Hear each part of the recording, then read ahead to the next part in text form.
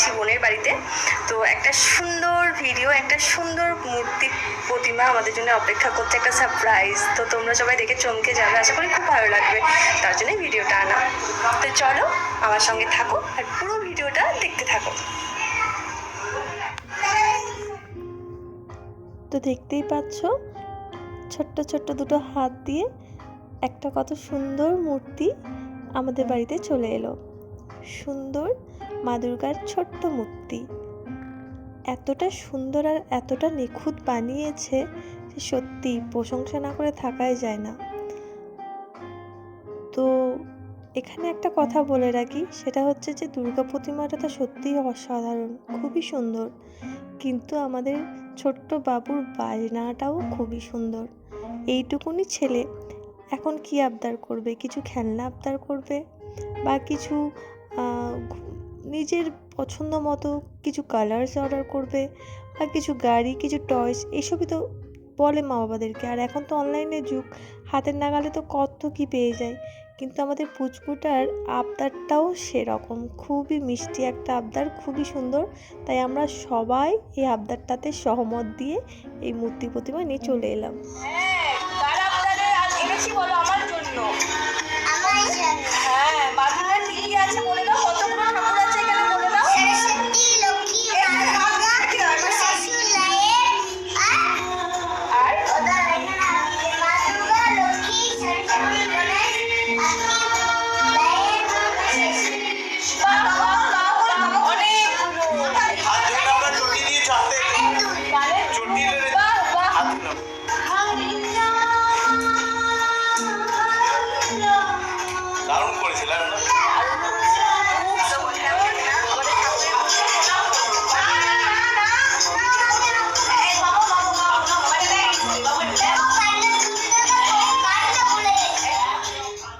বাবু প্রতিমাটা পেয়ে এত খুশি যে ও কি করবে না করবে খুঁজে পাচ্ছে না। একবার মিমিকে ডাকছে, মিমি দেখো, একবার মাকে বলছে, মা দেখো দেখো, নাচতে শুরু করলো আনন্দে।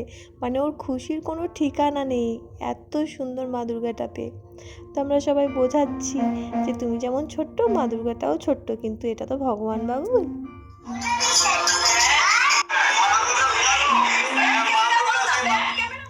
তার মধ্যে আবার আমার বাবা ফোন করেছে, মানে পুচকুই যদিও বলেছে যে দাদাইকে ফোন করে দেখাও যে মা দুর্গা ফাইনালি বাড়ি চলে এলো।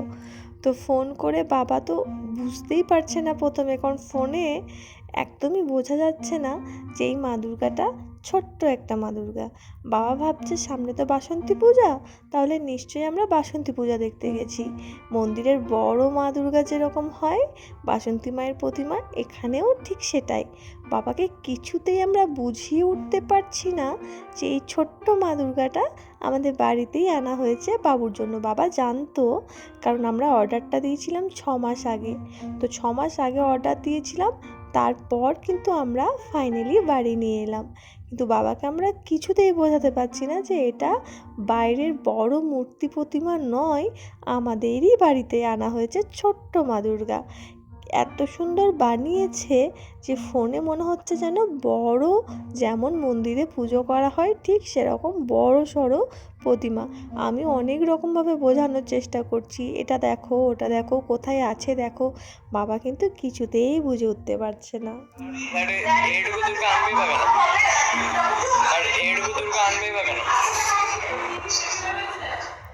তো আমাদের বাড়িতেই ছোট্ট মা দুর্গা আমাদের বাড়ির সেদিনের সন্ধ্যার মানে রূপই পরিবর্তন করে দিয়েছে, কারণ আমাদের সেদিন সন্ধ্যায় ছোট্ট একটা প্রোগ্রাম হলো।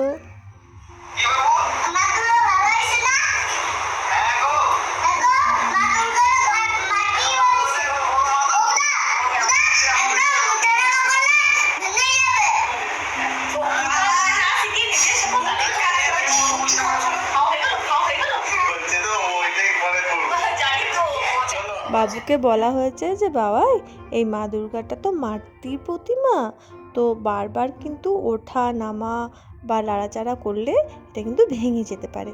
তো সেইটাই কিন্তু ওর দাদাকে বলা হলো, কারণ ওইটা ওর করার নিজেরই ইচ্ছে খুব, তাই দাদাকে বলা হলো বারবার ওঠানামা করলে কিন্তু এটা ভেঙে যাবে, বারবার একদম ওঠানামা করতে হবে না। কিন্তু ওই কিন্তু ওটা করার জন্য এপার ওপার করছে। তো যাই হোক, ছোট্ট ছেলে, বুঝতেই পারছো, খেলার ছলে বললে কি হবে। দেখি এখন কতদিন মা দুর্গাকে বাড়িতে এভাবে রাখতে পারছে, সেটাই আমাদের এখন দেখার বিষয়।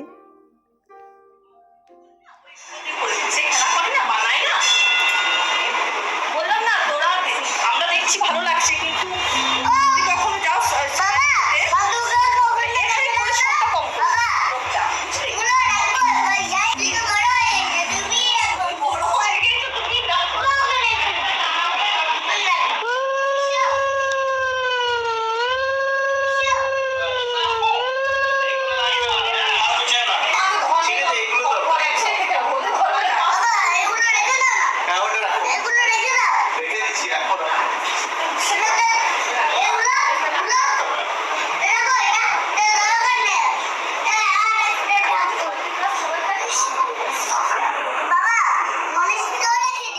তো আমাদের মা দুর্গা দেখো ঠিক করে বসানো হয়ে গেছে। তারপর আমরা ভাববো এবার তো আমাদের রাতে ডিনার করার সময়, মানে ডিনারে কি হবে, যেহেতু মা দুর্গা হলো, তারপর আমাদের ইচ্ছে আছে যে ছোট্ট একটা গানের অনুষ্ঠান হবে।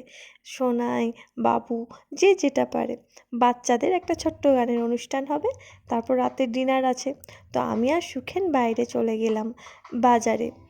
একটু ভাবছিলাম যে স্পেশাল কিছু বানাবো, কারণ আজকে মা দুর্গা এসেছে বাড়িতে।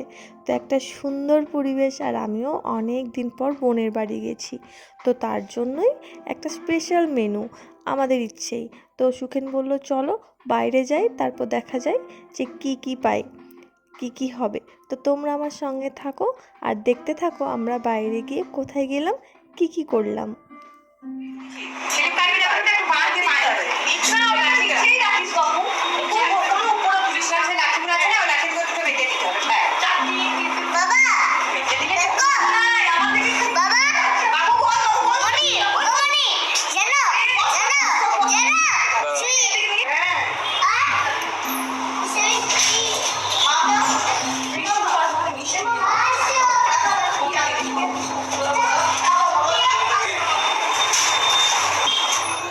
প্রথমেই গেলাম শিউরির বাজারের মিষ্টির দোকান, কারণ রাত্রিবেলায় খাওয়া দাওয়া হবে। তো আমাদের বাড়িতে একজন গেস্টকেও বলা হয়েছে খাওয়ার জন্য, তো সে যেহেতু আছে তার জন্য বাড়িতে মিষ্টি ছিল, আমি নিয়ে গেছিলাম, কিন্তু সেগুলো আমরা সন্ধেবেলা খেয়ে ফেলেছি। তো যাই হোক, আবার কিছু ভ্যারাইটি মিষ্টি নেওয়ার জন্য মিষ্টির দোকানে গেলাম। আমি বাইকে দাঁড়িয়ে আছি, সুখের মিষ্টিটা নিচ্ছে। ততক্ষণ আমি একটু প্রচণ্ড গরম ছিল, তো বাইরে আমি বললাম একটু বাইরে দাঁড়াচ্ছি, বেশ সুন্দর একটু হাওয়া দিচ্ছিল সন্ধেবেলা, সে হাওয়াটা খুব ভালো লাগছিল। আমি বাইরে দাঁড়িয়ে দাঁড়িয়ে একটু ফোন নাড়াচাড়া করছিলাম, আর ততক্ষণ সুখেন মিষ্টিটা নিয়ে নিল।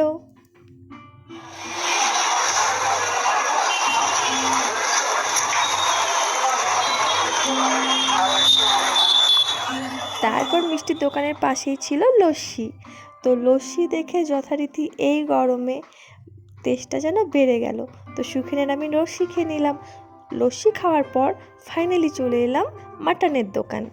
সেখানে তো বুঝতেই পারছো, এখানে মাটন নিচ্ছি আমরা, কারণ আজকে রাতে একটু মাটন হবে, চিকেনও আছে আবার মাটনও হবে, সব কিছু নিয়ে আমরা ফাইনালি বাড়ি চলে এলাম। তো সন্ধেবেলা নয়, এখন অনেকটাই রাত্রি হয়ে গেছে, প্রায় 9টা। তারপর দেখো মা এখানে মাংস রান্না চাপিয়ে দিয়েছে। এবার যথারীতি মা যখনই কিছু স্পেশাল রান্না হয়, মানে এমনিতে মায়ের হাতে রান্না খুবই সুন্দর, একদম জাদুর মতো, আমাদের সবার খুব প্রিয় মায়ের হাতে রান্না। কিন্তু যখনই কোনো গেস্ট আসার কথা থাকে বাড়িতে, তখনই মা একটু টেনশনে পড়ে যায়, আর বারবার আমাদেরকে টেস্ট করার জন্য ডাকে, যে দেখতো একটু মিষ্টিটা ঠিক হয়েছে কিনা, দেখতো একটু লবণটা ঠিক হয়েছে কিনা। এটা মায়ের বরাবরের অভ্যেস। তো আমি ওই জন্যই মায়ের কাছে দাঁড়িয়ে আছি আর মুখে মেকআপগুলো তুলে নিচ্ছিলাম। আর ততক্ষণ সুখেন ওইদিকে, যেহেতু বাবুর মা দুর্গাটা আছে, তো বাবুর মা দুর্গাটার জন্য একটা ছোট্ট প্যান্ডেল কিভাবে বানানো যায় সেটাই আইডিয়া করতে থাকে।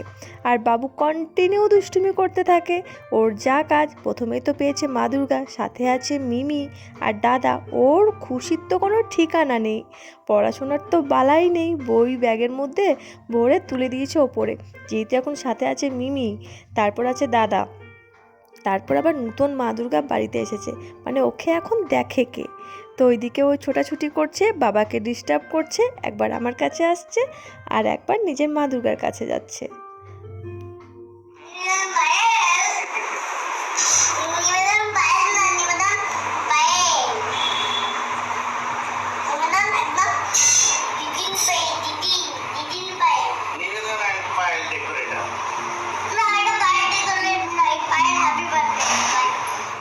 কন্টিনিউ বাবার সঙ্গে বক বক বক বক করেই যাচ্ছে, চুপ তো করতেই জানে না। তো বাচ্চারা যত কথা বলে ততই ভালো, কথা বলাও শেখে আর একটু একটু করে বড়ও হয়, তাই না? আর সত্যি কথা বলতে এখনকার বাচ্চারা এত ছোট হয়েও এত উপস্থিত বুদ্ধি, আমাদের বাবুর বিশেষ করে এত উপস্থিত বুদ্ধি, কোথায় কি বলতে হয়, কোনখানে কি করতে হয় সবটুকু ওনার জানা আছে। একটু বেশি ছটফটে এই যা। তবে হ্যাঁ, বাচ্চারা যদি একটু দুষ্টুমি না করে তাহলে বাচ্চা কিসের বলো? বাচ্চারা একটু দুষ্টুমি করবে, একটু লাফালাফি করবে, ছোটাছুটি করবে, তবেই না মনে হয় বাচ্চা বাচ্চা। চুপটি করে এক জায়গায় বসে থাকলে একদমই ভালো লাগে না। তাহলে একটু নির্জীব হয়ে যায়, বাড়িটাও থমথমে পরিবেশ হয়ে যায়। কিন্তু আমাদের বাড়ির পরিবেশ কখনো থমথমে হয় না, কারণ যতটা দুরন্ত ছোটটা ততটাই দুরন্ত বড়টা। তো এই বড় ছোট দুজনকে সামলাতে সামলাতেই না বাড়ি মাথায়। আর এইদিকে দেখো, আমরা যেহেতু বাজার থেকে ফিরলাম, বাজার থেকে ফিরেই আমি আমার মুখটা ধুয়ে নিচ্ছি। আগেই বললাম যে বাজারে গেছিলাম, তো বাজারে যেহেতু গেছিলাম, বাজারে এখন কত ধুলো নোংরা তোমরা তো সবাই জানো। আর কম বেশি তো বাজার সবাই যায়, সাথে বুনিও একবার করে আসছে, যেহেতু রাতের রান্নাবান্নাগুলো ঠিকঠাক হয়েছে কি হয়নি সেটা দেখতে মা রান্না করছে। আর এইদিকে আমাদের গোপু সোনা চুপটি করে বসে আছে, যেহেতু গোপু সোনার তো নতুন জায়গা, তো নতুন জায়গায় গোপু সোনা ঠিক বুঝে উঠতে পারছে না। ও তো আমাদের বাড়িতে থেকে অভ্যেস, প্রথম গেছে মিমির বাড়ি, তো প্রথম মিমির বাড়িতে গিয়ে ও একটু কনফিউশন যে এটা কি আমাদের বাড়ি। তো দেখো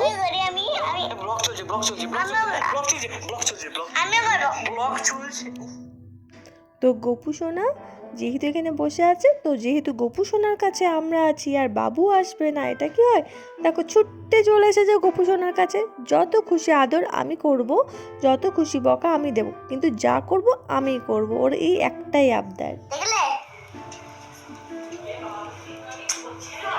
হ্যাঁ, ওকে এরকম করে আদর করবে, ওকে বেশি টিপো না, একদম টিপবে না। তো গোপীর এইমাত্র খাওয়া হয়েছে, এটা খুব পার্টি করে দিয়েছো। দেখো দু ভাইয়ের যত ভাব, দু ভাইয়ের ততই সারাক্ষণ ঝগড়া। ওদের ভাবও হতে যতক্ষণ, ঝগড়াও হতে ততক্ষণ। দুজনে একসঙ্গে থাকতেও মানে থাকবেও, আবার একসঙ্গে মারামারিও করবে। দু ভাই এই চলতে থাকে পুরো দিন ওদের। এসো, থাকুক থাকুক থাকুক গোপী, থাকুক থাকুক থাকুক, হাত দিও না, ওই চুপ করে বসে আছে। ভাই ভাই ভাই আমি গোপীকে আদর করবো না বাবাইকে আদর করবো? সবাই গালা লাগে। আমি বাবাইকে আদর করবো।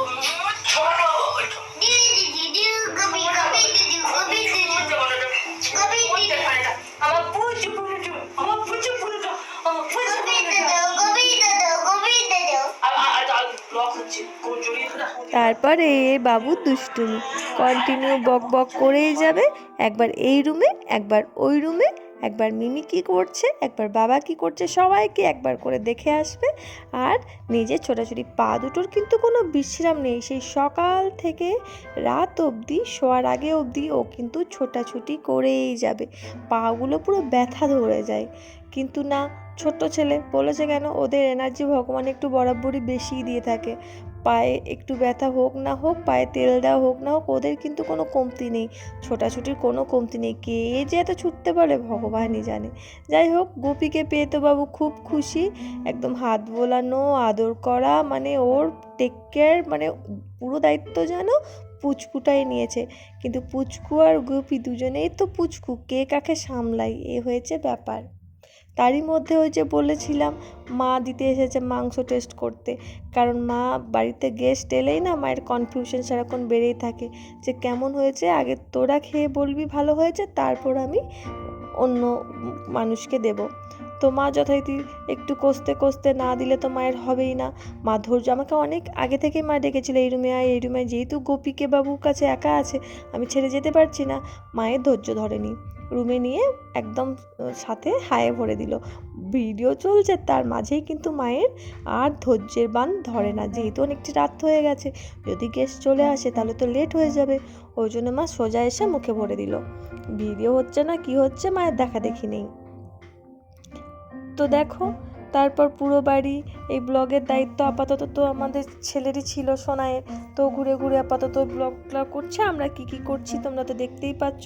ওইদিকে হচ্ছে বাবুর প্যান্ডেল, এদিকে হচ্ছে মায়ের রান্না, আর ওই দিকটায় বুনি সব কিছু ঘুরে ঘুরে একবার করে দেখছে। আমিও সেই একবার পুচকুকে দেখছি বাবু কি করছে, বদমাইশি করছে কি না, আবার এই দিকটায় দেখছি গোপী ঠিকঠাক আছে কি না, এই দেখছি। তারই মধ্যে সুখেনের অর্ডার হলো যে একটু চা খেতে ইচ্ছা করছে, কারণ বাজারে গেছি লস্যি খেয়েছি, চা তো খাইনি, আর বিকাল থেকে এত গরম পড়েছে যে চা খেতে ইচ্ছেও করছিল না। তো এখন একটু চা হলে মন্দ হয় না, তো সেই আবদারে চা হয়ে গেছে। সেই চা এখন সবাইকে দিতে হচ্ছে। চাটা কিন্তু খুবই টেস্টি হয়েছিল, মানে খুবই সুন্দর চা হয়েছিল। বাবু ভাবছে আমি চাটা হয়তো তাকেই দিচ্ছি, সে এমনভাবে তাকাচ্ছে মনে হচ্ছে না মিমি আমি চা খাবো। বললাম না বাবু তোমাকে চা খেতে হবে না, তোমার বাবা চা খাবে। তো যাই হোক, বাবু চাটা থেকে প্রথমে অবাক হয়ে গেছিলো যে আমাকে তো চা কেউ দেয় না, তাহলে মিমি হঠাৎ আমার সামনে চাটা কেন নিচ্ছে। তো যাই হোক, তো আমাদের মোটামুটি চা খাবার দাবার সব হয়ে গেছে। আর এভাবেই দেখতে থাকো, আবার তাড়াতাড়ি আমি একটা ব্লগ নিয়ে চলে আসবো। আর এই ব্লগটা কেমন লাগলো তোমরা জানাতে ভুলো না। আর আমাদের গোপী সোনা আপাতত প্রথমবার মিমির বাড়িতে খুব হ্যাপি। আর আমাদের ছোট্ট মা দুর্গাটা কেমন হয়েছে সেটাও কিন্তু জানাতে ভুলো না। তোমরা ভালো থাকো, সুস্থ থাকো, আর যা গরম পড়েছে বেশি বেশি জল খাও।